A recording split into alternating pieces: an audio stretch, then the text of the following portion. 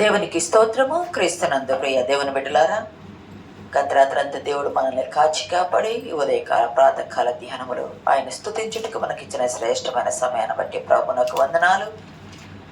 కూడి వచ్చిన మీ అందరికీ యూట్యూబ్ ద్వారా వాక్యం వింటున్న దేవుని బిడ్డలకు ప్రభు పేరిట షాలోం సమాధానము కలుగునుగాక. మీకు మీ కుటుంబాలకు క్షేమము కలుగునుగాక. ఆమేన్. ఈరోజు మన అంశము లూకా సువార్త 22వ అధ్యాయము 41, 42 వచనాలు. 40వ వచనం. ఆ చోటు చేరి ఆయన వారితో మీరు శోధనలో ప్రవేశించకుండానట్లు ప్రార్థన చేయడని చెప్పి వారి వద్ద నుండి రాతి వద్ద దూరం వెళ్లి మోకాళ్ళలోని తండ్రి. అదే యోహానులోనైతే 18, యోహాను సువార్త 18వ అధ్యాయము 1వ వచనం చదవండి. యేసు ఈ మాటలు చెప్పి తన శిష్యులతో కూడా కెద్రోను వాగు దాటిపోయాడు. అక్కడ ఒక తోట ఉండేను, దానిలోనికి ఆయన తన శిష్యులతో కూడా వెళ్ళాడు. చాలండి. దేవునికి స్తోత్రం. ఇక్కడ గమనిస్తే ప్రియ సంగమ దేవుని బిడ్డలారా, ఈ రోజు అంశము గెస్సెమనే నూనెగానుగా. గెస్సెమనే నూనెగానుగా. యేసుక్రీస్తు ప్రభు వారు యోహాను సువార్తలో ఇవ్వబడిన వివరం ప్రకారము తన శిష్యులతో పస్కా విందు చేసుకొని అక్కడ నుండి బయలుదేరి కెద్రోను వాగు దాటి అక్కడ ఒక వనం ఉండెను, ఒక తోట ఉండెను. యథావిధిగా అక్కడికి వెళ్తారంటే ఇక్కడ గమనిస్తే పరిస్థితులు ఎట్లా ఉన్నాయి. ఇటువైపేమో యెరూషలేము దేవాలయం, ఇటువైపేమో ఒలీవల కొండ. రెండు తూర్పు పడమరలుగా ఉండడం. ఒకవైపు యెరూషలేము దేవాలయము, ఇంకొక వైపు ఒలీవల కొండ. రెండు ఇక్కడ నిలబడితే అక్కడ కనిపిస్తుంది, అక్కడ నిలబడితే ఇక్కడ కనిపిస్తుంది. మధ్యలో ఏమున్నదయ్యా అంటే కెద్రోను వాగుంది. మధ్యలో కెద్రోను వాగుంది. గెస్సెమనే అనే మాట అంటే అర్థము ఒలీవల నూనెగానుగా అని అర్థము. అది ఎక్కడుందయ్యా? గెస్సెమనే అనేది ఎక్కడుందయ్యా అంటే ఒలీవల కొండ మీద. ఒలీవల కొండని ఎందుకన్నారు? ఒక పక్క అంతా కొండ ఉంటుంది, దానికి దిగువ పక్క అంతా ఒలీవల అరణ్యములాగా ఉంటుంది. ఒలీవ తోటలు ఎటువంటి ఎరువులు లేకుండా, ఎటువంటి రసాయనాలు లేకుండా పెంచి అచ్చమైన ఒలీవ తోటలు. అది దేవాలయానికి వాడటానికి ఉపయోగించే ఒలీవ తోటలు పెంచేవాళ్ళు. ఒలీవ కొండ అన్నారు దాన్ని. ఒలీవ చెట్లు అధికంగా ఉన్నాయి కాబట్టి క్రీస్తు ప్రభు వారు తాను జీవించినంత కాలము అక్కడున్న ఒలీవ తోటలోనికి వెళ్ళి అక్కడ ప్రభువారు ఒలీవల తోటలో కూర్చొని అక్కడ ప్రార్థన చేసేవారని లేఖన భాగాల్లో ఉంది. ప్రియ సంగమా దేవుని బిడ్డలారా, ఇక్కడ కానీ మనం గమనించినట్లయితే గెస్సెమనే అంటే నూనెగానుగా అని అర్థం. మరి ఆయన యెరూషలేము ప్రాంతం నుండి అక్కడ పస్కా విందు చేసుకొని అది దాటి కెద్రోను వాగు దాటి ఒలీవల కొండకు వెళ్ళారు ప్రభువారు అని అంటే మనం గమనించినట్లయితే కెద్రోను వాగు అని అంటే అర్థం ఏంటంటే కెద్రోను అనే మాటకు అర్థం అంటే నల్లని లేదా విషాదము. కెద్రోను అంటే నల్లని లేదా విషాదము అని అర్థం. ప్రభువారు చీకటికి సంబంధించినది. ప్రభువారు యెరూషలేము దేవాలయానికి వెళ్ళేటప్పుడు పండితుల అభిప్రాయం ప్రకారము, ఇంతకుముందు మీకు చెప్పాను ఆస్ట్రేలియాలో కూడా, అప్పటికి 3 రోజుల ముందే వస్తారు. ఎక్కడెక్కడ వాళ్ళంతా 3 రోజుల ముందే వచ్చేసి బలులు అర్పిస్తారు. బలులు అర్పిస్తూ ఉంటే యెరూషలేము దేవాలయములో బలులు అర్పించినప్పుడు బలి ఇచ్చి రక్తం అంతా చిందిస్తారు కదా, రక్తం పట్టరు కదా, చిందిస్తారు కదా. అట్లాగా ఆ సంవత్సరం పస్కా కంట 3,60,000 బలులు అర్పించారంట. 3,60,000 ప్రజలు విపరీతంగా వచ్చి 3,60,000 బలులు అర్పిస్తే ఆ రక్తము బలి అర్పిస్తూ నీళ్లు కొడుతూ ఉంటే అది మొత్తం అక్కడ నుండి హిజ్కియా కాలంలో ఉంటుంది. చూడవసరం లేదు కానీ రెండవ దినవృత్తాంతాలు 32:4లో హిజ్కియా కాలంలో దేవాలయాన్ని శుద్ధి చేసిన అక్కడ ఏదైనా కాల్చిన బూడిద ఉంటుంది కదా, దహన బలిచిన బూడిద అంతా ఎత్తి యెరూషలేము దేవాలయపు గోడన ఆనుకొనే కెద్రోను బాగుంటది. ఇది ఎత్తి బూడిదంతా దానిలో పోసేవాళ్ళు. ఈ కడిగిందంతా కూడా దానిలోనికి వదిలేసేవాళ్ళు. ఇప్పుడు ఇక్కడెక్కడైనా ఫ్యాక్టరీస్ ఉంటే దాన్ని ఏం చేస్తారంటే పక్కన నదుల్లోకి కాలువల్లోకి వదిలేసేవాళ్ళు. అంటే శుద్ధి చేసినప్పుడు, దేవాలయం శుద్ధి చేసినప్పుడు దానిలో ఉన్న డస్ట్ అంతా, రోతంతా కూడా అక్కడికి వెళ్ళిపోయేది కెద్రోను బాగులోకి. యేసుక్రీస్తు ప్రభు వారు పస్కా విందు అయిపోయిన తర్వాత శిష్యులు తీసుకుని గెస్సెమనే వనానికి వెళ్తూ ఈ కెద్రోను వాగు దాటేటప్పుడు ప్రతి దినము ప్రభు వారు ఒలీవల కొండకి వెళ్తారు. ప్రతి ఉదయము సమాజ మందిరంలో ఆయన వాక్యం బోధిస్తూ ఉన్నారు. కెద్రోను వాగు దాటేటప్పుడు చీకటి, అది లోయ, చుట్టూ దేశమంతా పారేది లోయ, అది వాగు అంటారు, ఏడంటారు.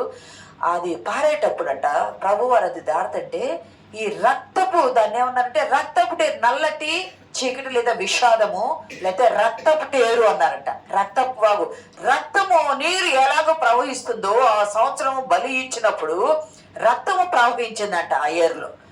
ప్రవహిస్తే ప్రభు అది దాటేటప్పుడు ఈ యెరూషలేములో నా రక్తం కూడా ఇలాగ ప్రవహించింది కదా, ఈ యెరూషలేములో నా రక్తం కూడా ఇలాగ ప్రవహించింది కదా. పండితులు ఎంతో ఆత్మీయంగా రాశారు. ప్రియ సంగమా, గెత్సేమనే వనానికి వెళ్ళారు.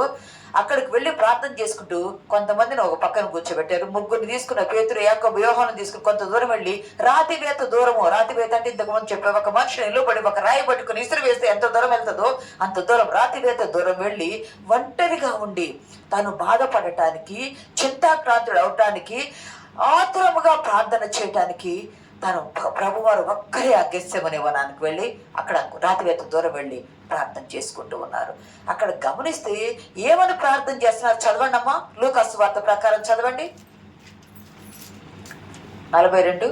వారి యొద్ద నుండి రాతివేత దూరము వెళ్ళి మోకాళ్ళలోని తండ్రి, ఈ గిన్నె నా యొద్ద నుండి తొలగించుటకు నీ చిత్తమైతే తొలగించుము, అయినను నా ఇష్టము కాదు నీ చిత్తమే సిద్ధించునుగాక అని ప్రార్థించారు. తండ్రి ఇంకొక మాట కింద. అప్పుడు పరలోకం నుండి ఒక దూత ఆయనకు కనపడి ఆయనను బలపరిచాడు. ఆయన వేదన పడి మరింత ఆతురంగా ప్రార్థన చేయగా ఆయన చెమట నేలపడుచున్న గొప్ప రక్త బిందుల వలె. ప్రియ సంగమా, ఇక్కడ కానీ గమనించి యేసుక్రీస్తు ప్రభు వారు వేదన పడి ప్రార్థన చేస్తున్నారు. వేదన పడి ఎందుకంటే సర్వమానవాళి కొరకు ఆయన వేదన పడి ప్రార్థన చేస్తున్నాడు. ఆయన వేదన పడి మరింత దూత బలపరిచిన తరువాత మరింత ఆయన ప్రార్థన చేస్తుంటే, వేదన పడి ప్రార్థన చేస్తుంటే దూత వచ్చి బలపరిచింది. బలపరిచిన తర్వాత కూడా మరింత ఆతురముగా ప్రార్థన చేశారు. శిష్యులు ఎవరు దగ్గరికి రాల, గమనించాలా, శిష్యులు ఎవరు దగ్గరికి రాల, దూరంగానే ఉన్నారు. ప్రభు రాతివేత దూరం వెళ్ళారు. మరింత ఆతురముగా దూత వచ్చి ఆయన ప్రభువాన్ని బలపరిచింది. ఎందుకంటే శిలువ మరణానికి వెళ్ళాలా, బలపరిచింది. బలపరిచిన ప్రభువారు మరింత ఆతురముగా ప్రార్థన చేయగా ఆయన చెమట నేల పడుచున్న గొప్ప రక్త బిందువుల వలె ఆయన. ఈ లూకా సువార్తికుడు, లూకా వైద్యుడు, అప్పటి కాలంలో మంచి మంచి వైద్యుడిగా పేరెన్నెక్కన్నాడు. ఈ సైన్స్ పరంగా కూడా మనిషి ఆతురముగా గుండె పగిలిపోతే వచ్చే వేదన ఉంటది కదా, దాని ద్వారా మాట్లాడినప్పుడు చెమటే రక్త బిందువులుగా రావడానికి కారణమైందట. దాన్ని ఒక మాట ఇంతకు ముందు చెప్పాను కూడా మీకు, హెమటైడ్రోసిస్ అంటారు. హెమటైడ్రోసిస్ అని అంటే ఆ చెమట రక్త బిందువులు, రక్తమే స్వేదం ఎట్లా వస్తుందో, స్వేదం అంటే చర్మంలోండి చెమట ఎలా వస్తుందో రక్తమే చెమటలాగా వచ్చేసిందంట. ఆ స్వేద ఆయన చర్మ రంధ్రముల్లో నుండి చెమటే నేల పడుచున్న గొప్ప రక్త బిందువులు ఆయను. అంటే ఆ బిందువులు దారగట్టిన రీతిగా వచ్చిందంట. అంత ఆతురముగా ప్రార్థన చేశారు. ఎందుకు? యేసుక్రీస్తు ప్రభు, అరే నన్ను పట్టుకుంటారు వీళ్ళు, ఇక్కడున్న ఈ శిష్యులందరూ నన్ను విడిచిపెట్టి వెళ్ళిపోతారు, ఇక్కడున్న శిష్యుడే నన్ను పట్టిస్తాడు, ఇక నాతో ఉన్న శిష్యుడు నన్ను పట్టిస్తాడు, వీళ్ళెవరో నన్ను ఎరగనని అంటారు, లేకపోతే నన్ను కొరడా దెబ్బలు కొడతారు, నన్ను ముళ్ళ కిరీటం పెడతారు, నన్ను మొహం మీద గుద్దుతారు, చెంపల మీద గుద్దుతారు, వీపు మీద చీలుస్తారు, సిలువకేసి గాయాలు చేస్తారు, మేకులతో కొడతారు, ఉమ్మి వేస్తారు, అపహాస్యం చేస్తారు, దిగంబరుని చేస్తాడు, హేళన చేస్తారు, నువ్వు దిగి రావచ్చు కదా అని అంటారు, శారీరకంగా హింసిస్తారు, మానసికంగా హింసిస్తారు, ఆత్మీయంగా హింసిస్తారు, ఇన్ని రకాల శ్రమలు వస్తాయి. ఇవన్నీ నేను పడాలా అని ప్రభువారు వేదన పడ్డారా అంటే కాదు. అందుకొరకు కాదు ప్రభువారు వేదన పడింది. ఎందుకొరకు అంటే రేపు జరగబోయే కార్యము ఆయనకు మొత్తము ముందే తెలుసు. ఎరిగి తెలిసే వచ్చాడు ప్రాణం పెట్టడానికి. దూత వచ్చి కూడా ఆయన బలపరిచింది. గమనించండి, ప్రభువారు ఎందుకంటే 3 రకాలుగా శిక్షలు అనుభవించారు. 1 శారీరకంగా ఆయన హింసించారు, 2 మానసికంగా హింసించారు, 3వది నువ్వు రాజువా అది ఇదని మానసికంగా హింసించారు, 3వది ఆత్మీయంగా నువ్వు దేవుని కుమారుడు అయితే దిగి రావచ్చు కదా అని 3 రకంగా హింసించారు. అంత మాత్రమే 3 రకాలైన ఆయన శ్రమలు అనుభవించారు. 1 ఆయన పుట్టక ముందే తల్లి గర్భంలో ఉన్నప్పుడే యేసేపు ఆమెను విడిచిపెట్టాలని అన్నాడు. అంటే దావీదు వంశము గోత్రము రాకుండా చేయాలని సాతాను ఆలోచన చేస్తే దూత తప్పించింది. 1. 2 పుట్టిన తరువాత హేరోదు చంపాలనుకున్నాడు. 2.5 సంవత్సరాల పిల్లలు అందరినీ చంపేశారు. కానీ ఐగుప్తుకు వెళ్ళి అక్కడ కొన్ని రోజులు ఉంచబడ్డాడు. తర్వాత శాస్త్రులు పరిచయులు ఎంతో మంది ఈయన చంపాలని ఎన్నో మార్లు కొండపేట వరకు తీసుకువెళ్ళారు. అక్కడ నుండి తప్పించుకొని వచ్చిందా కొంతకాలం దాగి ఉన్నాడు అని ఉంది. అంటే మానవుల ద్వారా వచ్చే శ్రమ ఒకటి, ఇంతమంది పెట్టింది కూడా మానవుల ద్వారా వచ్చే శ్రమ ఒకటి. రెండవది సాతాను ద్వారా వచ్చే శ్రమ. ఆయన బాప్తీసం తీసుకున్న తర్వాత 30 ఏళ్ళు వచ్చిన తర్వాత బాప్తీసం తీసుకుని పరిచర్య ప్రారంభంలో అరణ్యంలోనికి వెళ్ళి ప్రార్థన చేసుకుంటా ఉంటే అపవాది వచ్చి, నువ్వు దేవుని కుమారుడు కదా, ఈ రాళ్ళు రొట్టెలగినట్టు చెయ్యి, నువ్వు దేవుని కుమారుడు కదా, నువ్వు పైనుండి కిందకు దూకు, నువ్వు దేవుని కుమారుడు కదా, నాకు మొక్కు, నీకు ఈ లోక రాజ్యాలు ఇస్తాను. అంటే ఏ రీతిగా 3 రకాలైన శోధనలు సాతాను ద్వారా, అది వాక్యం ద్వారా ఆ సాతాను శోధనను ఎదుర్కొన్నారు. 3వ శోధన ఇది భయంకరమైంది. ఇది భయంకరమైన శోధన. ఈ శోధన దేవుడు పెట్టే శోధన. ఈ శోధన దేవుడు పెట్టే శోధన. దేవుడు ఏం శోధన పెడుతున్నాడు? దేవుడు శోధన పెట్టాడు కదా. అంటే దేవుడు పెట్టే శోధన ఏమిటయ్యా అంటే, దేవుని ప్రేమ ఎప్పుడు ఉంది, దేవుని ప్రేమ అనేది ఎప్పుడు ఉంది. కానీ యేసుక్రీస్తు ప్రభు వారి మీద ఆయన పుట్టినప్పుడు నక్షత్రం వచ్చి వెలుగిచ్చింది. ఆయన చనిపోయేటప్పుడు దేశమంతా చీకటి గమ్మింది. 12 గంటల మొదలుకొని 3 గంటల వరకు చీకటి గమ్మింది. ఆ చీకటిలో తండ్రి అయిన దేవుడు ఆయన మీద పాప ప్రోక్షణ చేస్తూ ఉన్నాడు. పాప ప్రోక్షణ చేసేటప్పుడు పాపం ఉన్న మనిషిని దేవుడు పట్టుకుంటాడా? పట్టుకోడు. పాపము ఆయన ముఖాన్ని మనకు మరుగు చేసిందని యెషయా గ్రంథంలో ఉంది కదా. మరి పాపము, పరిశుద్ధుడైన ప్రభువు, పాపము లేని ప్రభువు, పాపము లేకుండా పుట్టిన ప్రభువు ఈరోజు సర్వ మానవాళి నిమిత్తము ఆయన మీద పాపపు గిన్నె ఆయన ఎదుటి ఉంటే, అయ్యా నీ చిత్తమైతే ఈ గిన్నె నా ఎదురు నుండి తొలగించు తండ్రి అని ప్రార్థన చేశాడు. కానీ తొలగించు అని ప్రార్థన చేశాడు, కానీ ఆయన నీ చిత్తమే నెరవేర్చు ప్రభా, నీ చిత్తమే నెరవేర్చు ప్రభా అని ప్రార్థన చేశాడు. చదువు మాట, నీ చిత్తమైతే ఈ గిన్నె నా ఎదురు నుండి తొలగించు, అయినా నీ చిత్త ప్రకారమే నీ చిత్తమైతే ఈ గిన్నె తొలగించాయి అన్నాడు అని చేయటం ప్రార్థన చేశారు. కానీ మళ్ళీ నీ చిత్తమే సిద్ధించుగాక అన్నారు. కానీ ఆయనను హృదయములో ఆతురపరిచింది ఏమిటయ్యా అంటే, ఇప్పటి వరకు తండ్రి ప్రేమ నాకుంది, ఎన్నడూ తండ్రి నన్ను విడిచిపెట్ల, ఆయన కుడి పార్శ్వమని నేను కూర్చుని ఉన్నా లేదా నిల్చుని ఉన్నా, కానీ ఈరోజు ఆయన నన్ను చేయి విడుస్తున్నాడు. ఈరోజు తండ్రి నన్ను చేయి విడుస్తున్నాడు. ఆతురమ కలిగి ప్రార్థన చేయడానికి కారణం ఇదే.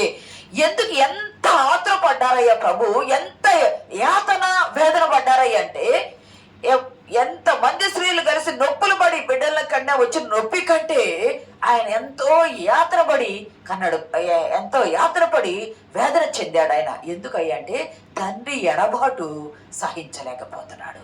తండ్రి ప్రేమ ఉన్నది కానీ తండ్రి ఎడబాటు సహించలేకపోతున్నాడు. అతను నలుగొట్టుట యెహోవాకు ఇష్టమైంది. నలగొట్టడానికే పంపించాడు తండ్రి, నలగొట్టబడ్డానికే వచ్చాడు కుమారుడు. నలగొట్టబడి ఆయన మన కొరకు ఆయన ఏమి నలగొట్టబడుతుంది? ఏమి నలగొట్టబడుతుంది సిలువలో అంటే పరిశుద్ధత నలగొట్టబడుతుంది. జ్ఞాపకం పెట్టుకోవాలా. ఆయన ఏమి విడిచిపెడుతున్నాడు అంటే పరిశుద్ధతను విడవాల్సి వస్తుంది. పరిశుద్ధత పాపాన్ని దగ్గరకు రానివ్వదు కదా. పరిశుద్ధత లేకపోతేనే కదా పాపం దగ్గరకు వచ్చేది. పరిశుద్ధతను విడవాల్సి వస్తుంది, అది తట్టుకోలేకపోతున్నాడు. పరిశుద్ధత విడిచి పాపము నింపబడాల్సి వస్తుంది, అది తట్టుకోలేకపోతున్నాడు. ఇది పాపాన్ని మోయటానికి వచ్చాడు అది తెలుసు, కానీ తండ్రి విడిచిపెట్టట తట్టుకోలేకపోతున్నాడు. అంటే దేవుడు కూడా ఆయనను నల్లగొడుతున్నాడు. పరిశుద్ధత దూరం చేసి పాపాన్ని ప్రోక్షీకరించి తన ఎడబాటు కుమారునికి చూపిస్తుంటే అది తట్టుకోలేక వేదన పడి ఆయన ప్రార్థన చేశాడు. ప్రియ సంగమా దేవుని బిడ్డలారా, అలా ప్రార్థన చేయట ఎందుకంటే మన పాపాల కొరకే, మన పాపాల కొరకే. యెరూషలేము దేవాలయానికి ఎదురుగా ఉన్నది అనుకున్నాం కదా. ఉత్తరాన దక్షిణాన కలిసిన వాళ్ళు, ఉత్తరం ఇటు దక్షిణం ఇటు వాళ్ళు కలిస్తే పశ్చిమాన వచ్చింది. ఈ 2 కలిసే వాళ్ళు పశ్చిమ వాలులో ఈ గెస్సెమనే ఉన్నదంట. ఈ గెస్సెమనే వనానికి యేసుక్రీస్తు ప్రభు వారు వెళ్ళి ప్రార్థన చేస్తున్న సమయంలో ఈయనే చేశారు కాదు, ఈయన తండ్రి ఈయన పిలువబడిన దావీదు కూడా ఒలీవల కొండకు వెళ్ళారు. ఒలీవల కొండకు ఎప్పుడు వెళ్ళారయ్యా అంటే తన కుమారుడైన అబ్షాలోము 2 సమూయేలు గ్రంథం 15:23-30లో తన కుమారుడైన అబ్షాలోము తండ్రికి వ్యతిరేకమయ్యి ఆయన కొండ ఎక్కుచూ ఉన్నప్పుడు యెరూషలేము ప్రాంతం నుండి తన సైన్యము తాను పారిపోతున్నట్టు, ఒక పక్క పారిపోతున్నట్టు. ఎందుకంటే ప్రజలకు కానీ అక్కడ దేశానికి కానీ తన కుమారుడు అబ్షాలోము కూడా ఏ నష్టమో కష్టమో రాకూడదని ఆయన యెరూషలేము దాటి ఒలీవల కొండ ఎక్కుచు ముసుగు వేసుకొని, ముసుగు కప్పుకొని, వస్త్రం కప్పుకొని ఏడుస్తూ, పాదరక్షలు కూడా లేకుండా ఏడుస్తూ ఒలీవల వనమెక్కి అక్కడ ప్రార్థనా స్థలము, అక్కడ ప్రార్థనా చోటు ఒకటి ఉండేనని ఉంటుంది. ప్రార్థనా స్థలం ఉంది అక్కడ అనుంది. ఆ ప్రార్థనా స్థలములో ఆయన కన్నీరు విడిచాడు. ఆ ప్రార్థనా స్థలము గెస్సేమనే వనమే. ఎక్కడైతే తండ్రి అయిన దావీదు ప్రార్థన చేశాడో, దావీదు గోత్రీకుడు, దావీదు వంశమైన యేసుక్రీస్తు ప్రభు వారు కూడా అదే స్థలములో ప్రార్థన చేశాడు. ఆ రోజేమో ప్రజలకు ఏమీ కాకూడదు, కుమారునికి ఏమీ కాకూడదని ప్రార్థన చేశాడు. ఇక్కడ కుమారుడైతే సర్వ మానవాళికి ఏమీ కాకూడదని, సర్వ మానవాళి పాపము తన మీద భరించట కొరకు భరించే నీ గిన్నె తొలగించయ్యా, ఆయన నిశ్చితమే సిద్ధించుగాకయ్యా, ఆయనను ఇది భరించే శక్తి నాకు ఇందుకొరకే నేను వచ్చితిని కదా, ఇందుకొరకే వచ్చానని చెప్పి ప్రభువారు ఆ చోటున ప్రార్థన చేశారు. ప్రవచన నెరవేర్పు జరగాలి కదా, ప్రవచన నెరవేర్పు ఇక్కడ జరిగింది. ఇక్కడ గమనిస్తే ప్రియ సంగమ దేవుని బిడ్డలారా, ఇప్పుడు నా ప్రాణము కలవరపడుచు ఉన్నది, నా ప్రాణము కలవరపడుచుంది. ఈ దినము కొరకే నేను నిర్ణయించబడి వచ్చాను, ఈ దినము కొరకే. అప్పటి నుండి ఏముందయ్యా ఆ గిన్నెలో అంటే దేవుని ఉగ్రత ఉన్నది.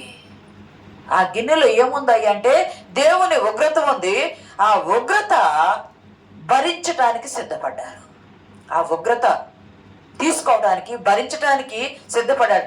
పాపం ఎరుగని ఆయన పాపముతో నింపబడుతున్నాడు. పరిశుద్ధత గల ప్రభువు పరిశుద్ధత నలగొట్టబడుతుంది గెస్సేమనే వనములో. ఆ పరిశుద్ధత పోతుంటేనే తట్టుకొనలేక, అయ్యా ఈ గిన్నె తొలగించయ్యా, పరిశుద్ధతను విడవలేనయ్యా, ఆత్మీయ మర్మం, గిన్నె తొలగించయ్యా. ఆయన నీ చిత్తమైన పరిశుద్ధతను విడిచి పాపాన్ని ఆయన ప్రోక్షకరించబడుతున్నాడు. అప్పటి నుండి ఉగ్రత పాత్రలోనిది ఆయన తీసుకొని భరించడానికి సిద్ధపడ్డాడు. అప్పటి నుండే భరించాడని అంటాడు. ప్రియ సంగమ, 3 రకాలైనటువంటి హింసలు పొందాడు. తానే దేవుడు నలగొట్టడం యెహోవాకు ఇష్టమైందన్నాడు. ఇది అంధకార సంబంధమైన గడి అని చెప్పాడు. ఎందుకయ్యా అంటే శిష్యులను వచ్చి పారిపోతారు, శిష్యులు వచ్చి పట్టిస్తాడు. ఇది అంధకార సంబంధమైన గడి అన్నాడు. తానే గానుగు దగ్గరికి వెళ్ళాడు. గానుగు దగ్గరికి వెళ్ళటం, ఒలీవల నూనె గానుగు దగ్గరికి వెళ్ళటం ఎందుకంటే ఒలీవల తోటలో పండించిన ఆ ఒలీవలన్నీ తీసుకొచ్చి రాతి మీద రాయి పెట్టి వాటిని నిలిపేస్తారు కదా. గానుగ అంటే వేసి, ఇప్పటి రోజున మెషిన్స్ వచ్చినాయి కానీ అప్పుడు పశువులను పెట్టి తిప్పిస్తూ గానుగ నూనె తీసేవాళ్ళు కదా.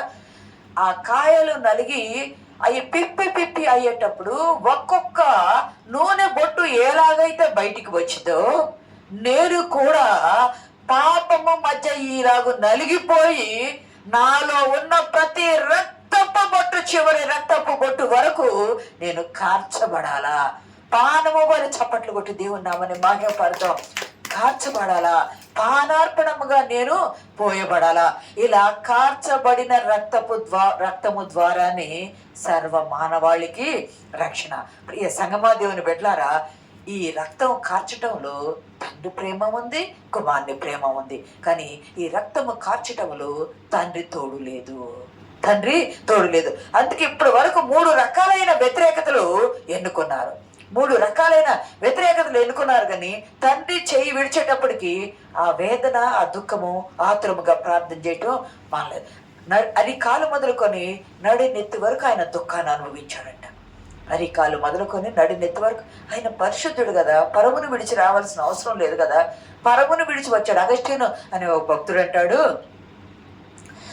మానవ పుత్రులు అంటే మానవులు చేసిన పాపము పోవటానికి దైవపుత్రుడే మానవ అవతారిగా వచ్చి మానవుల పాపాన్ని ప్రోక్షించబోతున్నాడు.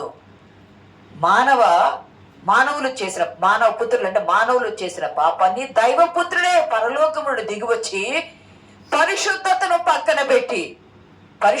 పక్కన పెట్టి పాపాన్ని వేసుకొని మానవుల పాపాన్ని ప్రోక్షీకరించబోతున్నాడు. మానవుల పాపాన్ని తీసివేయబోతున్నాడు, విరగొట్టబోతున్నాడు. నిజంగా అంత పరిశుద్ధత కలిగిన దేవుడు మన కొరకు వచ్చి ఆయన ఆ విధంగా చేయట ఎంత గొప్ప కార్యం అంటే ఏమిచ్చినా ఎవరు ఆయన రుణము తీర్చుకోలేవు. ఆయన నలగొట్టబడ్డాడు. అక్కడ ఏముందయ్యా అంటే, ఆ పాత్రలో ఏముందయ్యా అంటే ఒక భక్తుడు అంటాడు, కల్తీ లేని పాపాన్ని ద్వేషించే దేవుని ఉగ్రత ఉందంట. పాపం ఎట్లా ఉంది? ఇప్పుడు అన్నింటిలో కల్తీ కలుస్తుంది, మందుల్లోనైనా పాలల్లోనైనా దేనిలోనే కల్తీ కలుస్తుంది కదా. కానీ ఆ గిన్నెలో ఏముందయ్య అంటే కల్తీ లేని పాప ఉగ్రత ఉన్నదంట. పాపంలో కల్తీ లేదంట. కల్తీ లేని పాప ఉగ్రతను ఆయన భరించబోతున్నాడు. అందుకనే ఆత్రంగా ప్రార్థన చేశాడు. మరి అక్కడ ఆ గిన్నె ఏం చేస్తుంది? గిన్నె సహవాసం. మనం ప్రభు గిన్నెలో చేయముంచుతాం అంటే అది దేనికి గుర్తు? సహవాసానికి గుర్తు. గిన్నెలో చేయముంచడం సహవాసానికి గుర్తు. మరి ఈ గిన్నె ఉగ్రత గిన్నె సహవాసం ఉండదు. ఆ గిన్నె ఎవ్వరు చేయముంచేది కాదు. మానవులైన మనము మన పాపం ఆయన భరిస్తున్నాడు. ఆ ఉగ్రత గిన్నెలో దేవుడు కూడా చేయముంచడు. దేవుడు విడిచిపెట్టేశాడు. ఆ ఎడబాటు తట్టుకోలేక ఆయన చెమట రక్త బిందువుల రీతిగా ప్రార్థన చేశాడు. ప్రియ సంగమా, ప్రభువు ఆ ఉగ్రత సహవాసంలో ఎవ్వరూ లేరు. నా కొరకు ఒక్క గడి అయినా మేల్కొని ఉండలేరా, ఒక్క గంట అయినా మేల్కొని ఉండలేని వేదనతో చేసిన ప్రార్థన ఈ గెత్సేమనే వనము. అక్కడ ప్రార్థన చేసి ఆ సమయంలో ఎవ్వరు కూడా ఆయనకి తోడుగా లేరు. ఇది అంధకార సంబంధ గడియ, చీకటి. గమనించండి, పుట్టినప్పుడు వెలుతురుచ్చి నక్షత్రం వచ్చింది. ఇప్పుడు చీకటి వచ్చి తన కార్యము చేయబోతుంది. చీకటిని పారదోలి వెలుగు తీసుకురావడానికి ఆయన పట్టబడ్డాడు. ఈ ఒలివల నూనెలు బొట్టుగా వచ్చే రీతిగా ఉగ్రతతో ఆయన దంచబడ్డప్పుడు, ఉగ్రతతో ఆ పాత్రను పట్టుకున్నాడు కదా, ఆ ఉగ్రతతో ఆయన దంచబడ్డప్పుడు ఆయన శరీరం నుండి రక్త బిందువులు వచ్చినాయంట. ఎప్పుడైతే ఉగ్రతతో దంచబడుతూ ఉన్నాడో అప్పటి నుండి రక్త బిందువులు ఆయన రావటము ప్రారంభమైంది. ఈ తోట నుండి దేవుని ఉగ్రత పాత్ర అనేది తీసుకోవటం ప్రారంభించాడు. ఈ తోట నుండి దేవుని ఉగ్రత పాత్ర తీసుకోవటం ప్రారంభించి ఎప్పుడు ముగించాడు అంటే సిలువలో ముగించాడు. ఇక్కడ నుండి ప్రారంభించి సిలువలో ముగించాడు. ఆ గిన్నె తీసుకొని ఆ గిన్నె తాగి దేవునికి విధేయుడయ్యాడు. తండ్రి పంపించిన పనికి విధేయుడయ్యాడు. ఆదాము విధేయత చూపలేదు కదా, ఆదాము తప్పిపోయాడు, దేవుని ప్రణాళిక తప్పిపోయింది కదా.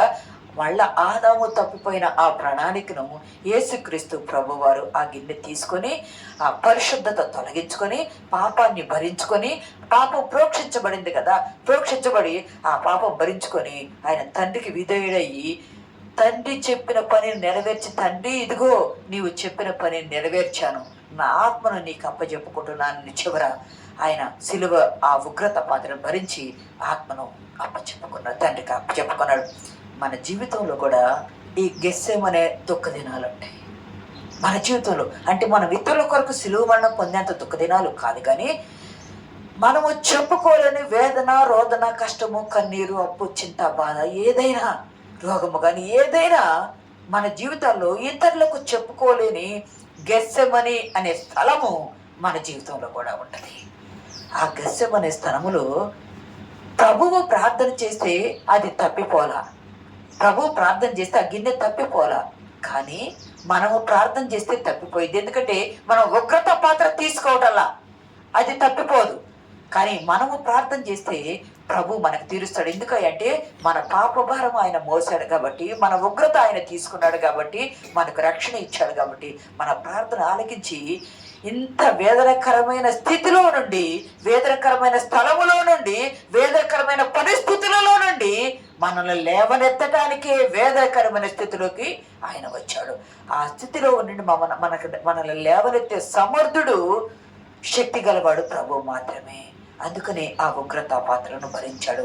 అందుకనే గానుగులో నల్లగొట్టబడ్డాడు, పాపముతో నల్లగొట్టబడ్డాడు, ఉగ్రతతో నల్లగొట్టబడ్డాడు. కాబట్టి పరిశుద్ధత బయటికి వెళ్ళిపోయింది, రక్తము బయటికి వచ్చింది. అమూల్యమైన రక్తం ద్వారా మనం విడిపించబడ్డాము. ఆయన మనం కాదు, విలువ పెట్టి కొనబడిన మనం కాదు, ఆయన సొత్తు. ఇక్కడి నుండి రక్తం చిందించుట ప్రారంభమైంది.